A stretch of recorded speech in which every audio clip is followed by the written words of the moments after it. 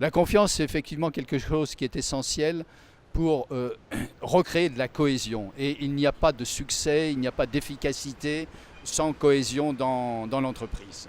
C'était ça l'élément clé, en quelque sorte, ce que j'ai appris au cours de ma carrière professionnelle.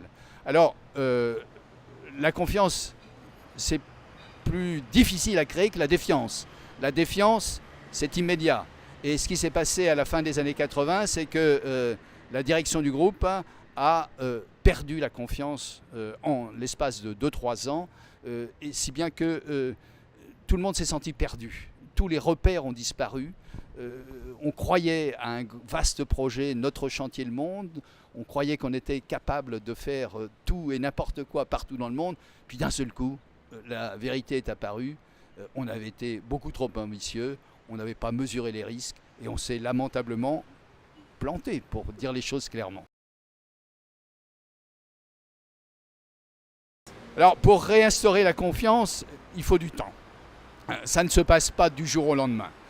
Et il a fallu quand même un assez long parcours. Il a fallu d'abord effacer un certain nombre d'erreurs, et pour ce faire, il a fallu remplacer les équipes de direction, à peu près intégralement.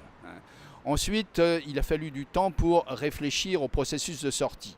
Bon, dans un premier temps, l'actionnaire, tout à fait naturellement, a dit je vais vendre Spi Batignolles à l'un de ses grands concurrents.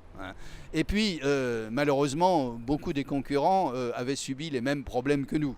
Donc, il n'y avait pas beaucoup d'acheteurs, il n'y a pas d'acheteurs qui se bousculaient au portillon. Donc, il a fallu élaborer quelque chose de différent. Et on s'est rendu compte d'une chose, c'est que dans un monde où les investisseurs avaient perdu confiance, le mot revient, le seul moyen de recréer cette confiance vis-à-vis du monde extérieur, c'était de demander aux salariés de s'engager personnellement dans ce redressement de l'entreprise, dans cette renaissance de l'entreprise. Cultiver la confiance en permanence, oui, c'est quelque chose d'absolument essentiel. Il ne faut surtout pas se laisser griser par le succès. Il faut être en permanence à l'écoute. Il n'y a rien de définitif, il n'y a rien d'éternel. L'incendie de Notre-Dame le montre. On croit que les choses sont éternelles, mais elles ne le sont pas. Donc la confiance, ça se cultive. Et ce qui est fondamental, je crois, et ça c'est l'une des leçons de l'actionnariat salarié, c'est que l'actionnariat salarié porte 3 valeurs essentielles: le respect mutuel, la communication transparente et le partage de la création de valeur.